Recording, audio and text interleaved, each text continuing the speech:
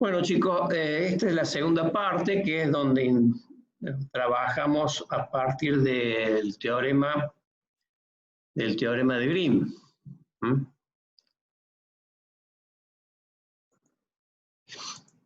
Acá está el teorema de Green.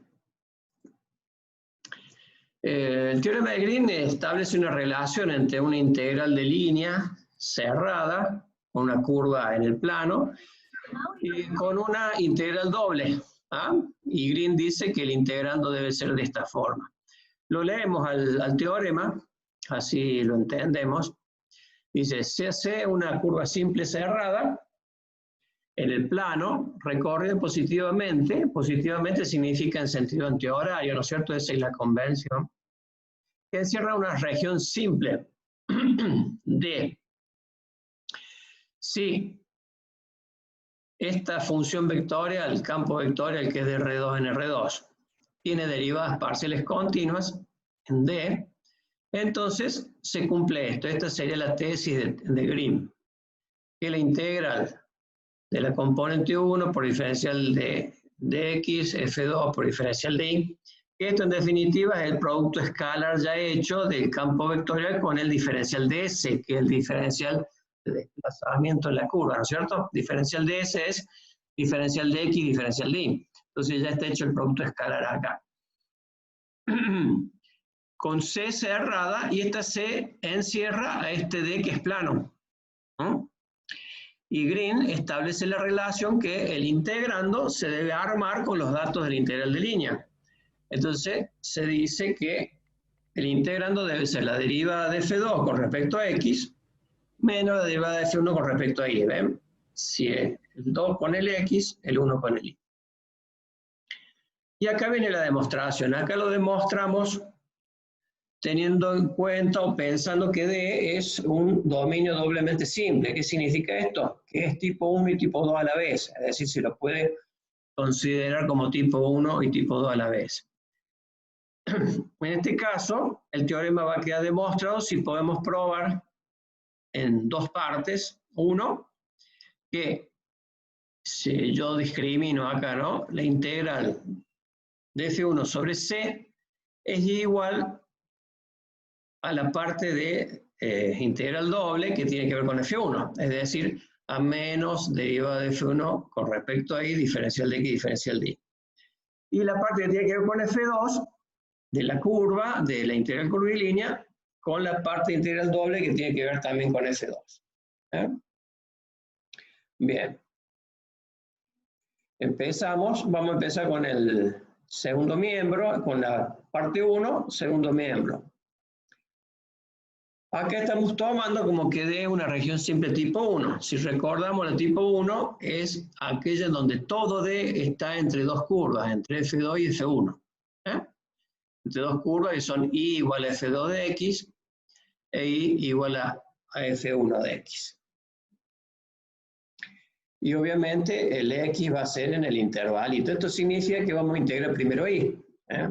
Entonces, si tenemos esta integral doble con el menos la derivada de F1 con respecto a Y, si integramos ahora con respecto a Y, la primera que hacemos, como una derivada ya que es con respecto a Y, la integramos con respecto a Y, me va a dar F1, ¿cierto? Al darme F1 voy a evaluar en la límite superior y en el límite inferior. ¿Pero qué voy a evaluar? La variable Y, porque estoy integrando respecto de Y, ¿no es cierto? Entonces, por eso acá aparece dentro del integral, una vez hecho esto, es F1 con la Y valuada en F2, que es el límite superior, menos la F1 con Y valuada en F1, que es el límite inferior. Y por supuesto con X que varía desde A hasta B. Esta sería la integral simple que nos queda, ¿no es cierto? Y yo acá lo que hago es ingresar después el signo menos dentro de la integral, lo que hace que me cambie el orden este, ¿no es cierto? Voy a tener ahora F1 con la F chica acá, reemplazando al I, menos esta que tiene el F chica 2 acá. Es decir, invertir la resta, ¿no es cierto? Y esto lo llamo A. En el B, ¿qué es lo que hago? El primer miembro, es decir, la integral curvilínea sobre C de F1. Ahora, teniendo en cuenta que C es C1 unión C2. C1 unión C2, ¿no es cierto? Bien. Ahora lo que hago acá es discriminar qué es cada curva. La C1 está bien, digamos, porque es I igual a F1 de X, que es esta, que mientras yo voy desde A hasta B, sigue esta cadencia, que es la dirección positiva considerada. Ahora, cuando voy a C2, fíjese que I igual a F2 de X me recorre en sentido contrario cuando yo voy de A hasta B, ¿no es cierto? La forma natural de esta función es ir hacia la derecha, ¿no es cierto? Entonces, esto representa menos C2. ¿Eh? Bueno, esos serían los datos. Entonces, empiezo la integración. La integral de F1 sobre C va a ser la integral de F1 sobre C1 más F1 sobre C2, es decir, propiedad 2, ¿no es cierto? Ahora, cuando integro sobre C2, como no la tengo menos C2, bueno, integro sobre menos C2, pero como es sobre menos C2, tengo que poner menos adelante, que es la primera propiedad. Y entonces, bueno, acá ya lo que hago es reemplazar, ¿no es cierto? Reemplazar lo que vale C1 y C2. C1, reemplazo la I por F1. Y X va a ser entre A y B. Y cuando voy a menos C2, reemplazo la I por F2, que es esta, ¿cierto? Que es también entre A y B. Y esto lo puedo juntar en una sola integral. Y como vemos, a esta la llamo B, y como vemos, B y A son iguales. Entonces estoy demostrando el primer punto del teorema. La integral de F1 sobre C igual a menos la integral doble de la deriva de F1 con respecto a I, diferencial de X, diferencial de Y. Bueno, con respecto a la segunda parte, si bien no voy a hacer todo este trámite porque es muy similar, por lo menos les planteo cómo se hace. En la 2 dice, vamos a considerar D como región simple tipo 2. Entonces, significa que voy a tener todo mi dominio entre dos curvas, pero ahora entre dos curvas de X en función de Y. H2 y H1. H2 es la de mayor valor de X y H1 es la de menores valores de X, ¿cierto? Eso significa que voy a integrar primero en dirección X, ¿está? Bien. Y acá, si bien le doy otro nombre, le doy L, es la misma C, en realidad nada más que le llamo L porque estoy empezando en puntos distintos. Donde ahora L1 va a ser, no puedo hacer L1 sino menos L1 con esta función porque cuando yo evalúo a H1 desde C hasta D, me recorre en sentido opuesto a la dirección positiva. Entonces, esta expresión matemática me refleja menos L1. Y L2 sí, porque L2 es esta, que es H2, que va desde C a D, me recorre en el sentido positivo convencional. Bueno, hacemos los mismos procesos, nada más que integro primero con respecto a X, hasta llegar a la conclusión de que 2 también se cumple. Y con esas dos partes queda demostrado el teorema. O sea que es válida la expresión, la tesis del teorema de Green. ¿Para qué se usa el teorema de Green? Bueno, para que una integral de línea cerrada en el plano se puede hacer a través de una integral doble, que normalmente suele ser mucho más sencilla, se suele hacer en una sola integral normalmente, y mientras que C puede tener varias partes de curva, ¿no es cierto? De unión de varias partes de curva. Acá tenemos un ejemplo, utilizando teorema de Green, calcular esta integral.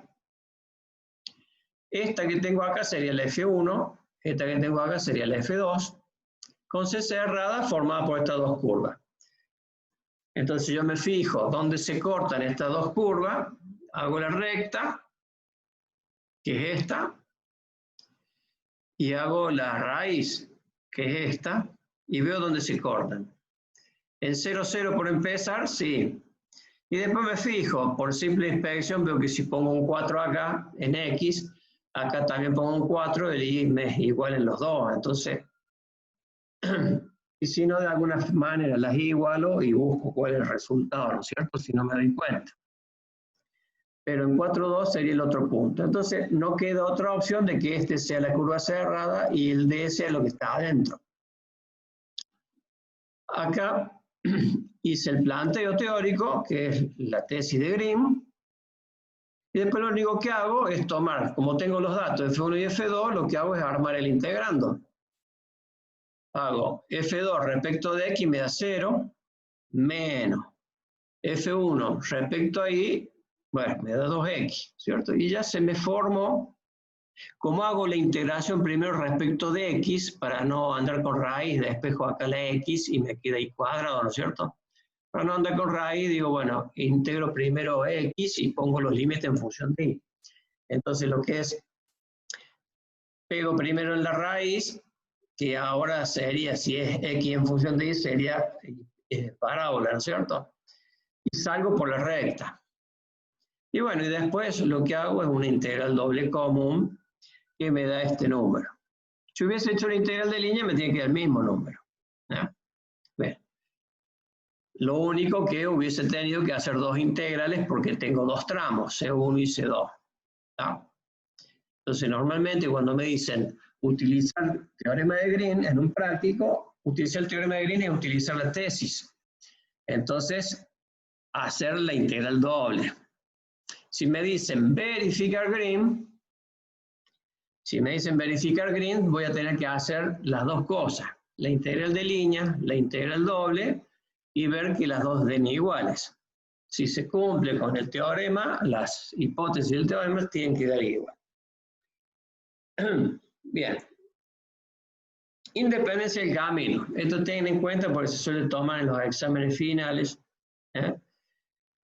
A veces lo pasan de largo, pero es importante. Dependencia del camino. ¿Qué significa esto? Bueno, aquí está la definición. La definición dice que F sea un campo vectorial continuo con derivadas parciales continuas. Esto de derivadas parciales continuas es importante porque después se utilizan unos teoremas en una parte cuando es función de R2 en R2, campo vectorial de R2 en R2, vamos a usar teorema de Green, y cuando sea de campo vectorial de R3 en R3, que también puede ser para una curva en el espacio, se utilizará teorema de Stokes, que necesitan el de las derivadas continuas, que el campo tenga derivadas continuas. Entonces dice, la integral de línea de F del campo vectorial es independiente del camino, es decir, de la curva o trayectoria de integración, si se cumple que la integral sobre C1 del campo, y este es el diferencial de ese, el desplazamiento en la curva, ¿no? Esta es la expresión de la integral de línea. Sobre C1 es igual a la integral sobre C2, del campo sobre C2. Para todo par de curvas, C1 y C2, es decir, para infinitos pares de curvas. C1 y C2, con punto inicial A y punto final B.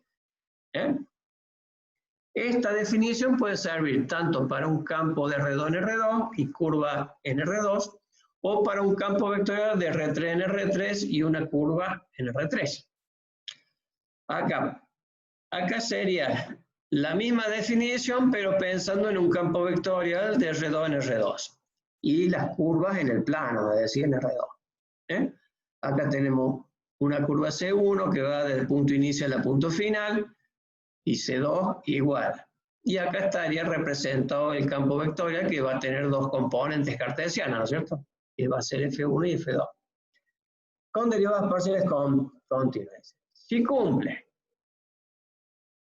que la integral sobre C1 es igual a la integral sobre C2 para todo C1 y C2 que pertenezcan al dominio, obviamente, entre A y B, entonces su integral va a ser independiente del camino.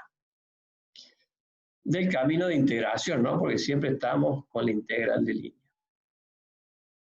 Ahora, esto es simplemente una definición que es importante, es conceptual, pero todavía no tenemos una herramienta práctica para definir, porque no vamos a hacer la prueba sobre infinitas curvas, ¿no es cierto? Para ver si el campo vectorial es independiente del camino de integración entre dos puntos.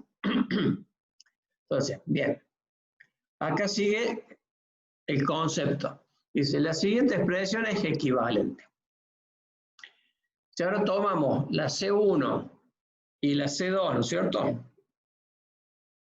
La C1 y la C2 como una sola curva, que sería la C estaría formada por C1 unión menos C2, porque ve que C2 va para arriba, tiene que ser para abajo, ¿no es cierto? En el sentido, así cumple el sentido antihorario. Entonces, unión menos C2, si hago la integral, ¿qué me va a dar? La integral sobre C1 más la integral sobre menos C2, que es la integral sobre toda la curva, va a ser igual a, bueno, la integral sobre C1 no cambia, pero menos C2 para cambiar la que sea integral sobre C2 necesito cambiarle el signo por propiedad 1. ¿Eh? Entonces, ¿qué va a pasar? Si yo ya sé de que, por definición, para todo par C1, C2, las integrales son iguales, entonces si la estoy restando significa que me va a dar 0. Para todo C, ahora todo C cerrado, ¿no es cierto? Que pase por ahí B. Ese C cerrado puede ser infinitas curvas cerradas que pasen por ahí B. Eso va a implicar que IC es independiente del camino entre A y B. Y esta sería la expresión simbólica, ¿no? La integral sobre C cerrado igual a 0, para todo par de curvas. Para toda curva C que pase por ahí B. Bueno, sigue siendo definición o concepto esto. Ahora, estos conceptos acá dice son válidos para funciones o campos vectoriales de R3 en R3 con C en R3. Es decir, lo mismo, es decir, yo puedo tener dos curvas C1 y C2 en el espacio con punto inicial en A y punto final en B, ¿no es cierto? Los puedo tener en el espacio, con un campo vectorial que toma valores en las curvas, campo vectorial de R3 en R3 que toma valores en la curva en R3. Es decir, se plantea de igual forma. Es decir, los conceptos sirven también para este tipo de funciones. Bueno, acá, utilizando el teorema de Green, acá me da la herramienta de cómo definir cuando un campo vectorial es independiente del camino de integración. ¿Por qué? Porque si yo utilizo ahora para la integral cerrada esta, sobre C cerrado, el teorema de Green, que tiene esta segunda, esta integral doble, bueno, como es para toda curva que pase por ahí B, ¿no es cierto?, me va a dar igual a 0, significa que la integral doble es igual a 0 también, la integral doble de Green. Entonces, todos sabemos que la integral doble depende su valor de cómo es el dominio de integración. Y si yo digo para todo C que pase por A y B, también va a ser para todo D según C, porque según la C va a ser el D. El D, si C me da un D angostito o un D muy ancho, muy grande o muy pequeño, son infinitas posibilidades de dominio de integración plano, según la C. Eso significa que la única manera que dé 0 una integral doble en esas condiciones es que el integrando sea 0. Es decir, que cuando formo el integrando me dé 0. Y esto ya termina siendo una herramienta. Esta es la condición necesaria y suficiente para que la integral de línea sea independiente de la trayectoria de integración entre dos puntos. En este caso es la y B. O su equivalente, lo único que dice, pasa al segundo miembro una, esta igualdad. Esta sería el equivalente. Bien, ejemplo. Tengo acá la integral F1, F2. Siendo la curva C, para integrar, ¿no es cierto? Esto me están dando una integral curvilínea para calcular. Siéndose la curva, una curva fácil, digamos, igual a x cuadrado, que va del punto 0, 0 al punto 1, 1. Bueno, ¿qué hago yo? Me fijo, bueno, F1 es esta, F2 es esta, hago las derivadas correspondientes, F2 con respecto a X, F1 con respecto a Y, me dan iguales. Esto significa que cumple la condición de que F, F1 y F2, del campo vectorial, es independiente del camino de integración. ¿Eso qué ventaja me da? De que lo puedo integrar no sobre esta curva, que me puede resultar complicado o no, porque fíjense, esta curva es fácil, pero yo podría haber puesto una curva difícil. Pero aún así, con esta curva fácil, la más fácil de todas es ir desde el punto A hasta el punto B por líneas paralelas a los ejes. Y ustedes dirán, bueno, pero son dos curvas. Sí, pero son dos curvas demasiado fáciles. Fíjense, en vez de ir por la cuadrática, voy por esta que es en dirección X y esta en dirección Y. Podría haber hecho la otra, esta en dirección Y primero y después en dirección X. Pero bueno, elegí esta. Fíjense lo que es C1. Es decir, la curva hace toda, ¿no? Pero C1 va a ser Y igual a 0, con diferencial de Y igual a 0. ¿Se imaginan que la simplificación que es eso cuando yo vaya a reemplazar? Con X solamente que va de 0 hasta 1, es decir, lo único que varía es X. Y la C2, la única que varía es Y. El X va a ser 1, el diferencial de X va a ser 0, con la consiguiente simplificación cuando reemplace. Y con Y que va de 0 a 1. Entonces voy.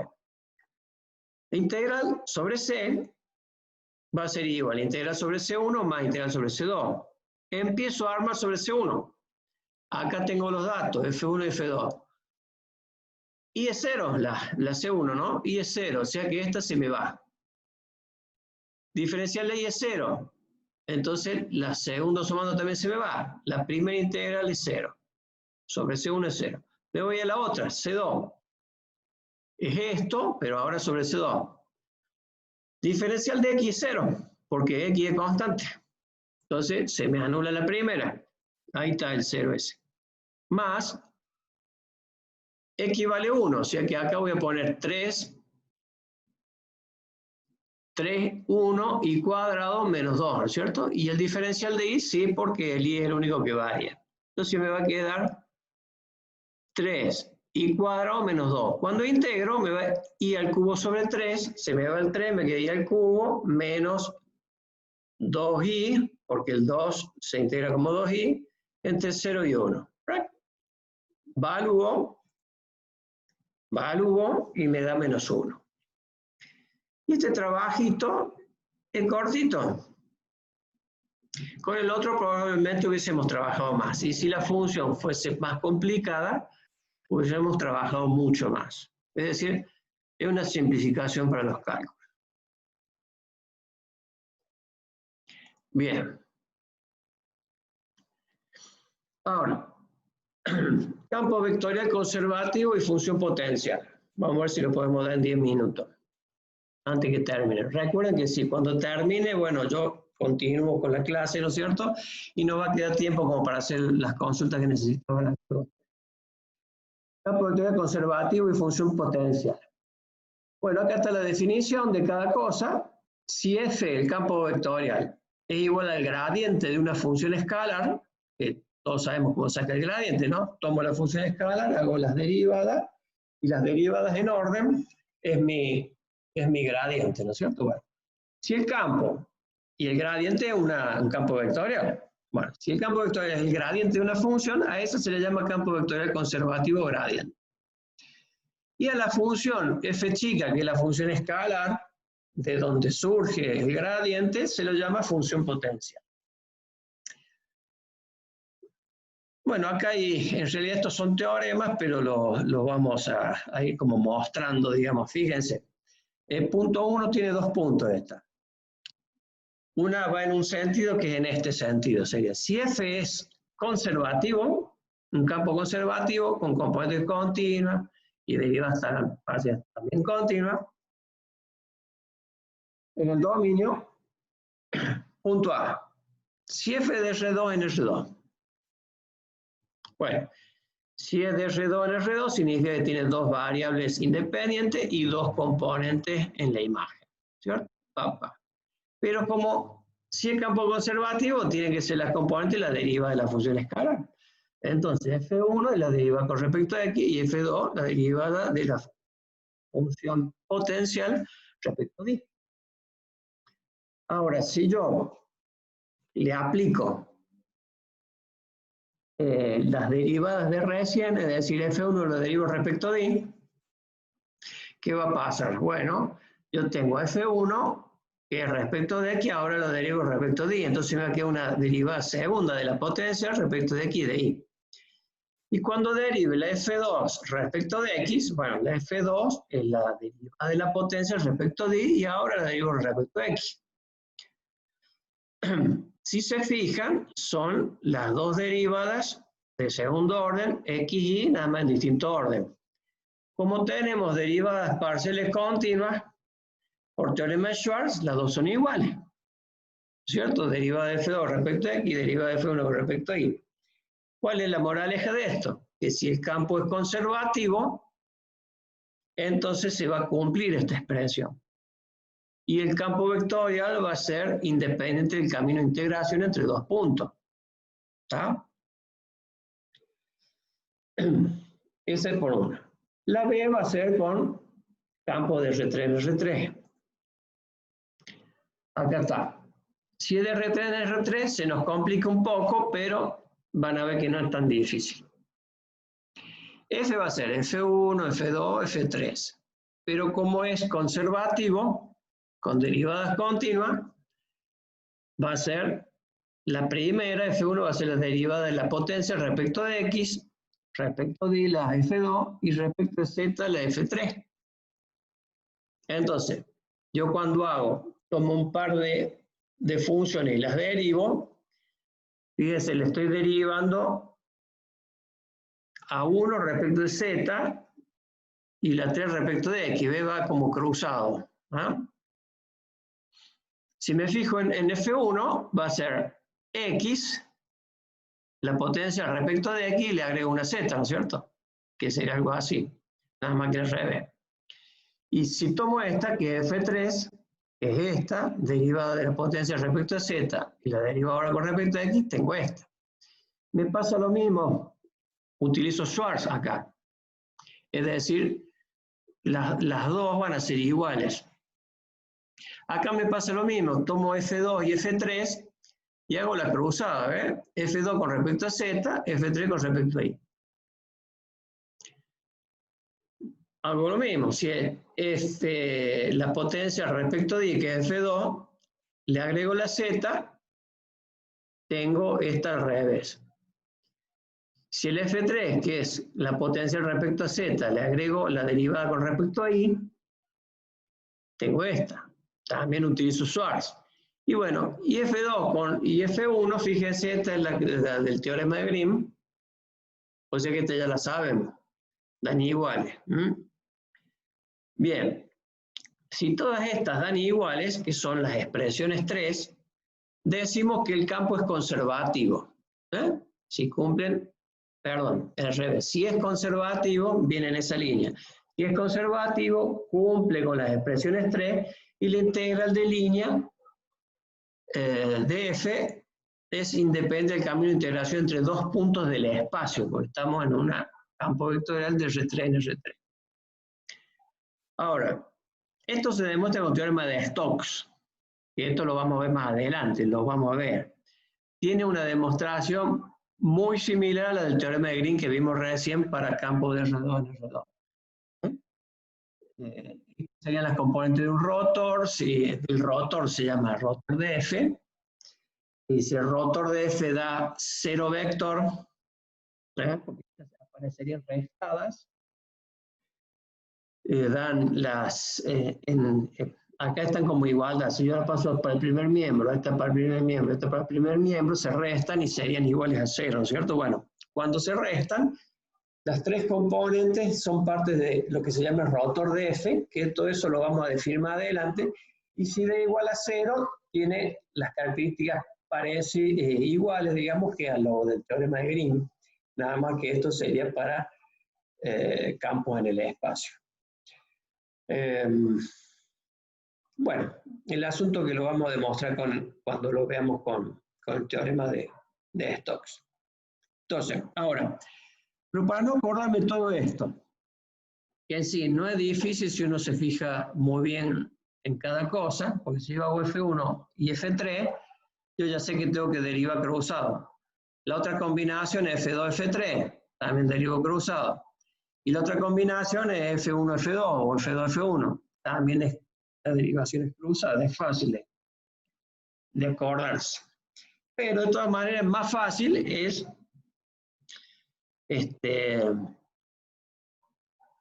sacar el jacobiano. El jacobiano del campo vectorial. Si se fijan, el jacobiano del campo vectorial es primer componente, segundo componente, tercer componente respecto de x y z. Hago las derivadas, F1, F2, F3 respecto de x, F1, F2, F3 respecto de y, respecto de z. Si esta matriz es simétrica, es decir, tomo la diagonal y me fijo a los lados de la diagonal. F2, la derivada de F2 con respecto a x igual a la derivada de F1 con respecto a y. Está acá. F3 respecto de x igual a F1 respecto de z. Está acá. Y F3 respecto de y, F2 respecto de z. ¿Qué? Es esta. Entonces, fijándome que la matriz es simétrica, el verde igual al verde, el azul igual al azul, el marrón igual al marrón, es decir, que sea simétrica, entonces podemos afirmar que se cumplen las condiciones 3. Entonces, si un campo es conservativo, se cumplen las condiciones 3. Ahora, la recíproca es en el sentido opuesto ahora. Si se cumplen las expresiones 2 y 3, la 2 es esta y la 3. Implica que F es un campo vectorial conservativo, ven que es al revés. También se cumple esa, la recíproca, pero siempre y cuando los dominios sean de